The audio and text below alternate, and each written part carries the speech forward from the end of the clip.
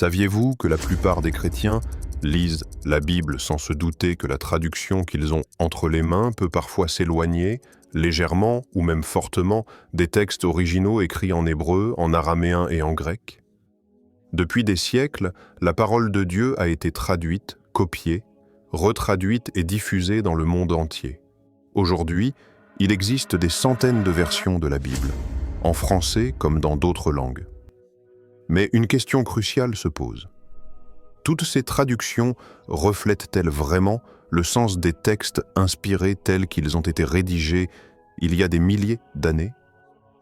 Beaucoup de croyants pensent que la version qu'ils utilisent est forcément fidèle et qu'elle ne diffère pas tellement des manuscrits anciens. Pourtant, les spécialistes savent qu'il existe de grandes différences entre certaines traductions. Des choix de vocabulaire, des ajouts, des omissions ou encore des interprétations théologiques peuvent influencer la manière dont nous comprenons un passage biblique. Et parfois, ces nuances changent totalement le sens du texte. C'est pour cette raison qu'il est vital de savoir quelle traduction s'approche le plus possible des originaux. Car si nous voulons grandir dans notre foi, si nous désirons réellement comprendre le message que Dieu a voulu transmettre, nous devons revenir à la source. Dans cette vidéo, nous allons découvrir ensemble les 3 meilleures traductions de la Bible les plus proches des textes originaux en hébreu et en grec. Vous verrez qu'il ne s'agit pas toujours des versions les plus populaires ou les plus utilisées dans nos églises. Certaines d'entre elles sont même assez méconnues du grand public, mais elles sont de véritables trésors pour ceux qui veulent étudier la parole de Dieu dans toute sa profondeur. Alors, restez bien jusqu'à la fin, car je vais non seulement vous présenter ces traductions, mais aussi vous expliquer pourquoi elles sont si fiables et comment vous pouvez les utiliser dans votre propre étude biblique. Pour bien comprendre pourquoi certaines traductions de la Bible sont plus proches des originaux que d'autres, il faut remonter à l'histoire même de la transmission des Écritures. La Bible que nous lisons aujourd'hui n'est pas apparue toute faite dans nos mains. Elle est le résultat d'un long processus de rédaction, de copie, de préservation et de traduction qui s'étend sur des milliers d'années. L'Ancien Testament a été écrit majoritairement en hébreu, avec quelques portions en araméen, par exemple dans Esdras ou Daniel. Le Nouveau Testament, quant à lui, a été rédigé en grec koiné, la langue courante de l'époque, comprise dans tout l'Empire romain. Ces manuscrits originaux, appelés aux autographes, n'existent plus aujourd'hui.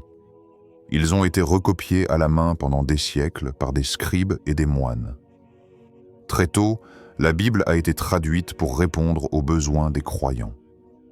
L'une des premières traductions majeures fut la Septante, 3e, 2e siècle avant Jatassosé, une traduction grecque de l'Ancien Testament réalisée pour les Juifs de la diaspora qui ne parlaient plus hébreu. Cette version a eu une influence énorme, car elle était largement utilisée à l'époque de Jésus et des apôtres. Plus tard, au IVe siècle après Jésus-Christ, Jérôme réalisa la Vulgate latine, qui allait devenir la version officielle de l'Église catholique pendant plus de 1000 ans.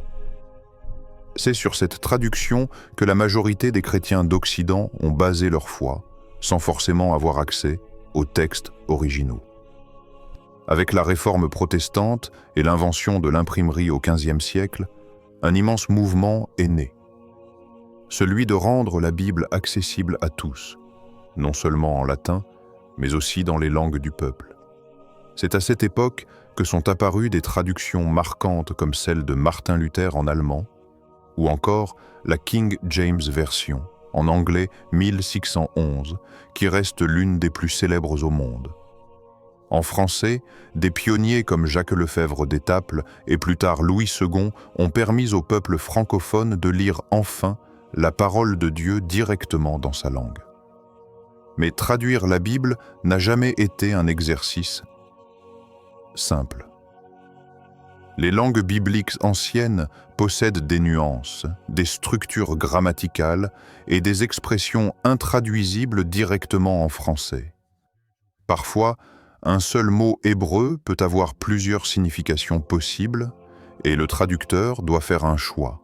Ces choix influencent forcément la compréhension du lecteur. De plus, certains traducteurs ont volontairement ou involontairement intégré leur propre biais théologique. Par exemple, selon qu'ils appartenaient à une tradition catholique, protestante ou évangélique, ils pouvaient mettre en avant certaines doctrines au détriment d'autres. Toutes les traductions n'ont pas le même objectif. Certaines cherchaient très littéral, mot à mot, au risque d'être moins fluide à la lecture. D'autres privilégient une traduction dynamique, idée par idée, qui facilite la compréhension mais peut parfois s'éloigner du texte de départ.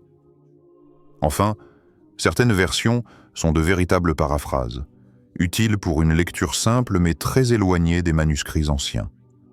Ainsi, pour ceux qui veulent étudier la Bible sérieusement et saisir les nuances du texte original, il est indispensable de connaître les traductions qui font le meilleur équilibre entre fidélité au manuscrit et clarté en français. Première traduction, la Bible de Jérusalem, environ 7000 caractères. Lorsqu'on parle de traduction proche des textes originaux, un nom revient souvent dans le monde francophone, la Bible de Jérusalem.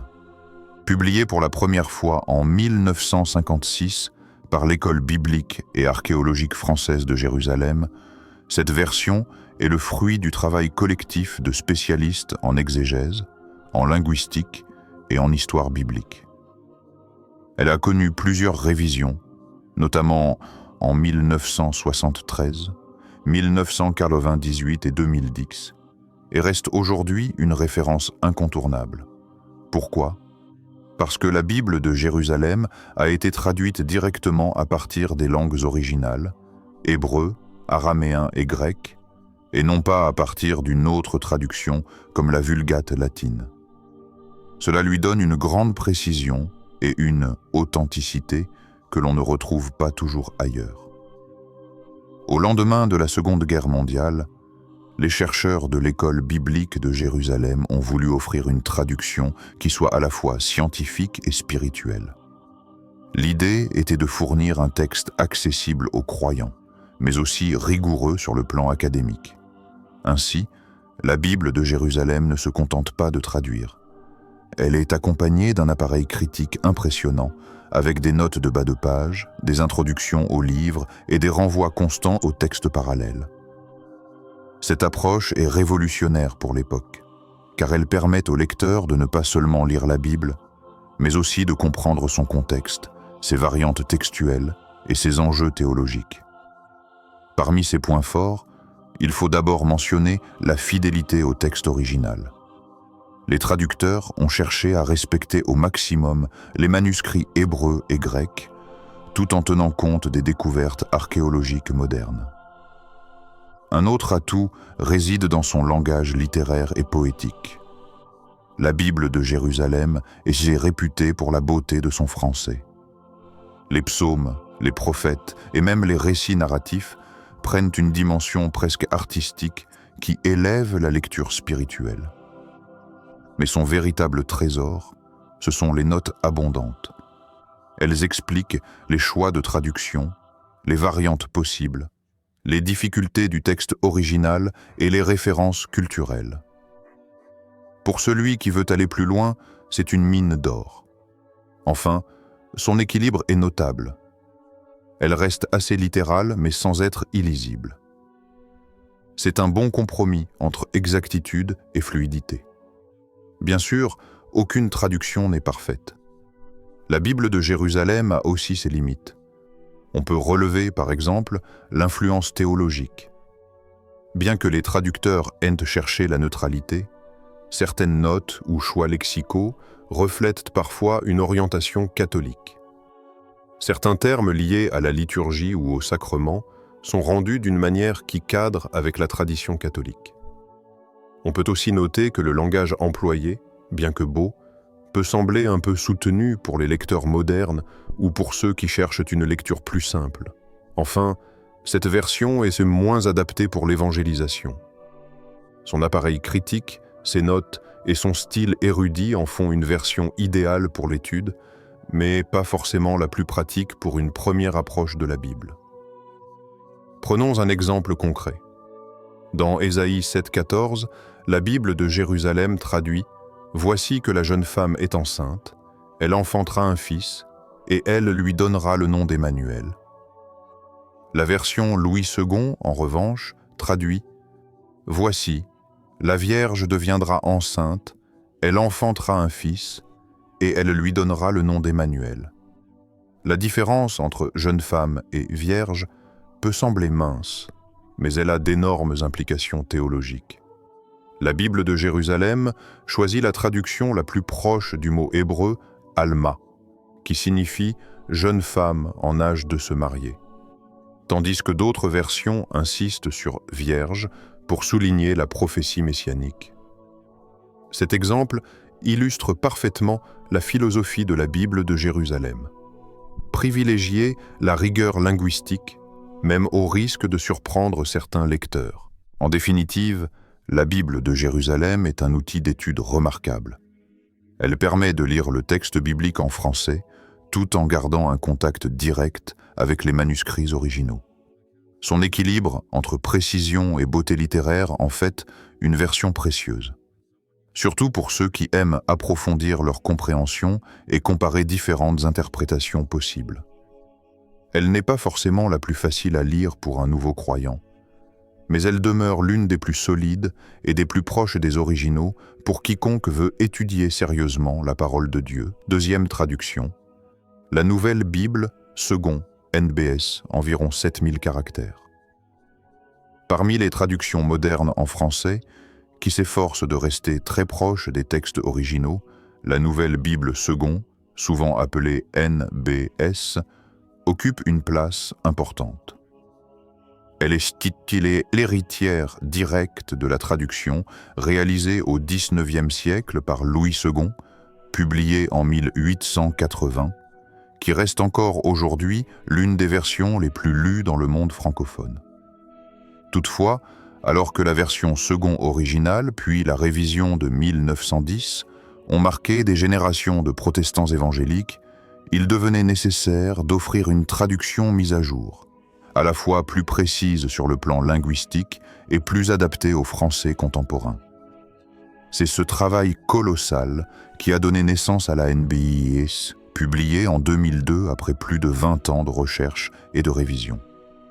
Ce qui distingue la Nouvelle Bible second, c'est d'abord son souci de fidélité aux manuscrits originaux.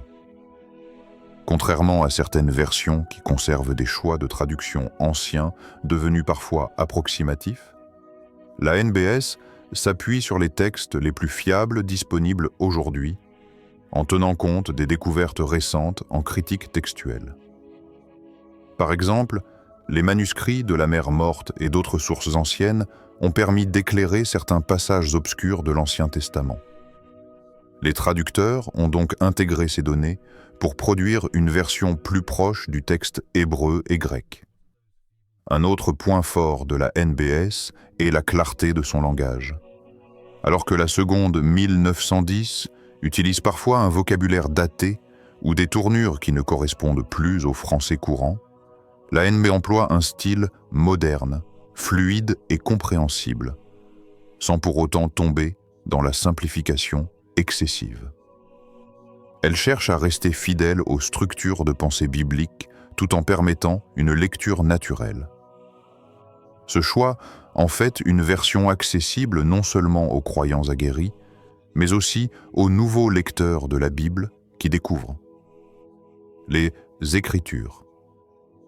Un aspect souvent souligné par les utilisateurs de la NBS est sa volonté de transparence. Lorsque le texte original présente une ambiguïté, les traducteurs ne tranchent pas arbitrairement. Ils indiquent cette nuance dans les notes de bas de page ou dans des renvois explicatifs. Cela permet au lecteur de comprendre qu'il existe parfois plusieurs possibilités de traduction et que chaque choix a ses conséquences. De cette manière, la NOS ne cherche pas à imposer une interprétation théologique particulière, mais laisse le lecteur et l'étudiant se faire leur propre idée en fonction des données disponibles. Cependant, comme toute traduction, la NBS a aussi ses critiques. Certains estiment qu'elle est parfois trop littérale, ce qui peut rendre la lecture moins fluide que dans des versions plus dynamiques, comme la Bible en français courant ou la Parole de vie. D'autres soulignent que certains choix lexicaux semblent orientés, même si la NBS se veut neutre. Il est vrai que les traducteurs, bien que très compétents, n'échappent pas totalement à l'influence de leur contexte théologique. Mais dans l'ensemble, ces critiques restent marginales par rapport à la qualité et à la rigueur de cette version. Prenons un exemple pour mesurer sa fidélité. Dans Jean 1:1, un passage fondamental sur la nature de Jésus, la NBS traduit « Au commencement était la parole. La parole était auprès de Dieu, et la parole était Dieu. » Ce choix reprend avec exactitude le grec original en arché en hologos, kai hologos en prostontéon, kai theos en hologos. Certaines versions, pour faciliter la compréhension, modifient légèrement l'ordre ou ajoutent des précisions. Mais la NBT conserve la structure du texte grec tout en la rendant lisible en français. Cet exemple illustre bien la philosophie de cette traduction. Rester fidèle, même au prix d'un style parfois plus solennel. Un autre exemple frappant se trouve dans l'Ancien Testament, au psaume 23. La NBS rend le début ainsi « Le Seigneur est mon berger, je ne manquerai de rien ». Le mot « Seigneur » est écrit en majuscule pour signaler que dans le texte hébreu apparaît le tétragramme IHH, le nom propre de Dieu.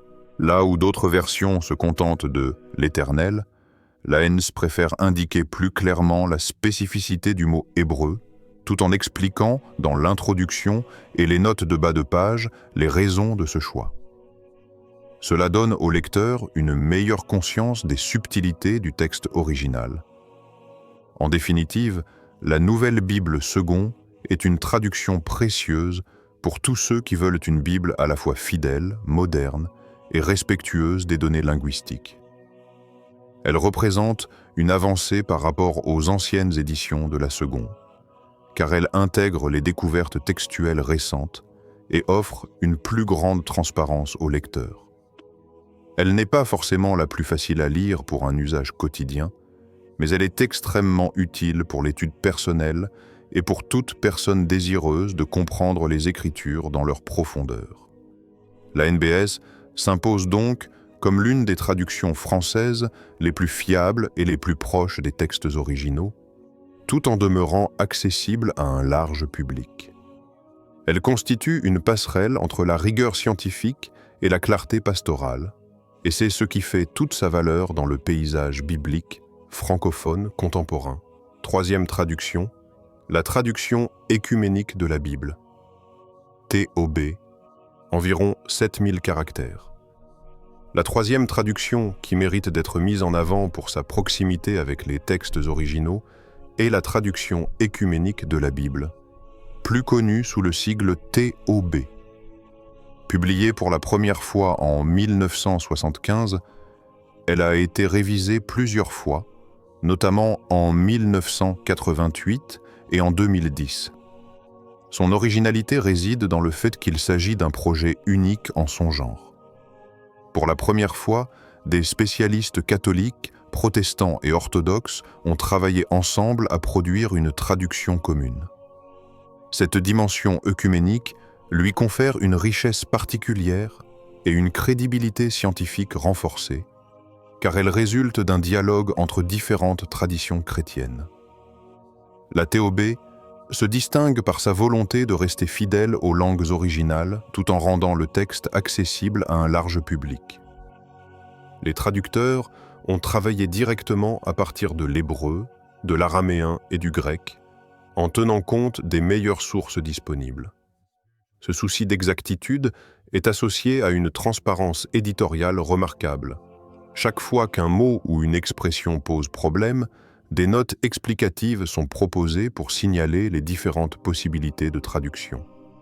Ainsi, le lecteur est informé des difficultés rencontrées par les traducteurs et peut comprendre que certaines phrases de la Bible ne sont pas toujours aussi simples qu'elles en ont l'air.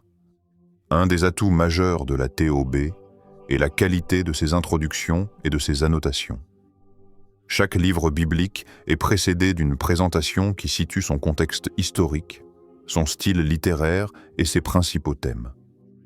Cela permet au lecteur non seulement de lire le texte, mais aussi de le replacer dans son cadre original. De plus, la TOB offre de nombreuses notes de bas de page qui expliquent les variantes textuelles ou les choix de traduction. Ce souci pédagogique en fait une Bible idéale pour ceux qui veulent approfondir leur connaissance des Écritures, sans forcément être spécialistes en langues anciennes. Cependant, ce projet œcuménique, qui fait sa force, est aussi parfois perçu comme une faiblesse.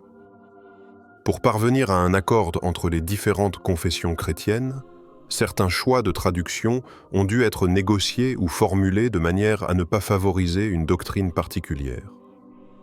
Cela a conduit certains lecteurs à juger la TOB un peu trop neutre, voire parfois trop consensuelle. Néanmoins, cette neutralité peut aussi être vue comme une qualité, car elle évite de faire pencher la traduction dans une direction théologique précise. Prenons un exemple dans Matthieu 16:10 White, un passage souvent débattu entre catholiques et protestants. La TOB traduit « Et moi, je te le déclare, tu es Pierre, et sur cette pierre je bâtirai mon église. La puissance de la mort ne l'emportera pas sur elle. » Le texte grec joue sur le mot « pétros », pierre, et « pétra », pierre, rocher. La TOB garde cette proximité, mais ses notes expliquent les différentes interprétations possibles sans imposer l'une d'elles. Là où d'autres traductions pourraient orienter le lecteur vers une compréhension plus tranchée, la TOB laisse la porte ouverte à la réflexion et au dialogue. Un autre exemple intéressant se trouve dans le livre de Genèse 1:2. La TOB traduit « La terre était informe et vide, les ténèbres couvraient l'abîme, un souffle de Dieu agitait la surface des eaux. » Ici, l'expression « souffle de Dieu » traduit le mot hébreu « roua » qui peut aussi signifier « esprit » ou vent. D'autres versions choisissent l'Esprit de Dieu, mais la TOB préfère garder une traduction plus littérale, plus ouverte, tout en indiquant les autres possibilités en notes. Cela permet au lecteur de percevoir la richesse sémantique du texte hébreu sans réduire son sens à une seule interprétation. La TOB est également appréciée pour son français élégant et fluide. Elle parvient à rendre les textes bibliques dans une langue à la fois moderne et respectueuse de la solennité des Écritures. Contrairement à certaines versions très littérales qui peuvent sembler lourdes, ou à d'autres très dynamiques qui paraissent simplifiées, la TOB maintient un équilibre agréable entre précision et lisibilité. En définitive, la traduction écuménique de la Bible est une ressource précieuse pour tous ceux qui veulent étudier les Écritures avec sérieux, tout en bénéficiant d'un regard croisé entre différentes traditions chrétiennes. Elle offre une grande fidélité aux textes originaux, une richesse de notes et d'explications, ainsi qu'une neutralité qui permet au lecteur de se faire sa propre idée. Elle n'est peut-être pas la traduction la plus utilisée dans les églises, mais elle est sans doute l'une des plus formatrices et des plus honnêtes sur le plan académique. La TOB mérite donc de figurer parmi les meilleures traductions disponibles en français pour ceux qui cherchent à se rapprocher des originaux hébreux et grecs, tout en bénéficiant d'un outil équilibré, clair et documenté. Elle complète parfaitement les deux autres versions présentées, et elle constitue un excellent support pour la lecture personnelle comme pour l'étude approfondie.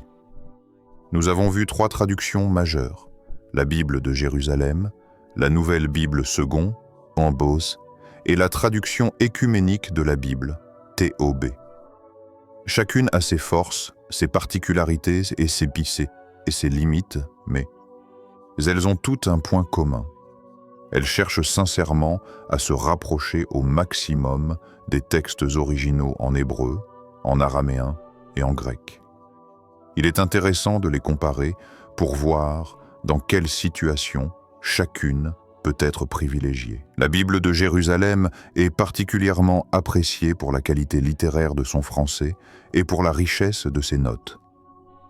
Elle est idéale pour l'étude approfondie, car elle éclaire les variantes textuelles et fournit des explications précises. Cependant, son style parfois soutenu peut décourager ceux qui cherchent une lecture fluide et immédiate. Elle conviendra donc surtout aux lecteurs désireux d'entrer dans une étude sérieuse et détaillée, ou à ceux qui aiment savourer la beauté poétique du texte. La Nouvelle Bible Second, quant à elle, représente un compromis entre fidélité et clarté. Elle reprend l'héritage de la Second, mais avec une mise à jour qui intègre les découvertes récentes et adopte un français contemporain. Elle est particulièrement adaptée pour une lecture régulière, personnelle ou en groupe, et convient bien à ceux qui veulent rester proches du texte original sans avoir à buter sur des formulations trop complexes. Pour un croyant qui veut une seule Bible pratique et fiable au quotidien, la NBS constitue un excellent choix. La traduction œcuménique de la Bible a une vocation un peu différente. Elle se distingue par son approche interconfessionnelle et par sa neutralité théologique. Elle propose un texte fidèle, accompagné de notes, riche qui expose les différentes interprétations possibles. Elle est parfaite pour le lecteur qui veut comparer les points de vue, comprendre les nuances et bénéficier d'un regard élargi, sans se laisser enfermer dans une perspective doctrinale précise. C'est une traduction qui encourage la réflexion et le dialogue. En pratique, le choix dépend donc de vos besoins. Si vous voulez approfondir avec un outil d'étude érudit, la Bible de Jérusalem est un excellent compagnon. Si vous cherchez une Bible claire, fidèle et moderne pour la lecture quotidienne, la Nouvelle Bible Second est probablement la plus adaptée. Et si vous souhaitez une vision équilibrée et ouverte, capable de rassembler différentes traditions, la TOB sera la plus pertinente. L'idéal reste de ne pas se limiter à une seule traduction. Comparer les versions permet de mieux percevoir les nuances du texte original et d'éviter de s'enfermer dans une interprétation unique. C'est pourquoi beaucoup de croyants et d'enseignants utilisent plusieurs Bibles côte à côte. Cette pratique enrichit la compréhension et aide à discerner ce que le texte veut réellement dire. Nous arrivons au terme de ce parcours à travers 3 traductions de la Bible qui comptent parmi les plus proches des originaux. Nous avons découvert la Bible de Jérusalem, remarquable par sa fidélité et la richesse de ses notes, mais parfois exigeante pour une lecture simple. Nous avons exploré la Nouvelle Bible Second, héritière d'une longue tradition, modernisée et accessible, tout en restant rigoureuse sur le plan linguistique. Enfin, nous avons vu la traduction œcuménique de la Bible, fruit d'une collaboration unique entre différentes confessions, neutres et ouvertes, qui éclaire le texte par ses annotations et ses introductions. Chacune de ces traductions a ses qualités et ses limites, mais ensemble, elles témoignent d'un même effort. Restituer au mieux la parole de Dieu telle qu'elle a été transmise dans les langues anciennes. Lire la Bible, ce n'est pas seulement lire un livre spirituel, c'est entrer en dialogue avec un texte vivant, façonné au fil des siècles et toujours actuel. Et plus nous nous rapprochons des originaux, plus nous avons de chances de saisir avec clarté le message que Dieu a voulu communiquer. Je vous encourage à ne pas vous contenter d'une seule traduction. Si vous en avez la possibilité, comparez-les, mettez-les en parallèle et laissez-vous surprendre par les nuances et les richesses que chaque version apporte. Vous verrez que cela transformera votre compréhension et nourrira votre foi. Si cette vidéo vous a été utile, n'hésitez pas à la partager autour de vous, à laisser un commentaire pour dire quelle traduction vous utilisez et pourquoi, et à vous abonner pour ne pas manquer les prochaines explorations que nous ferons ensemble dans la parole de Dieu. Merci d'avoir suivi jusqu'au bout et que votre lecture des Écritures soit toujours une source de lumière et de vérité dans votre vie.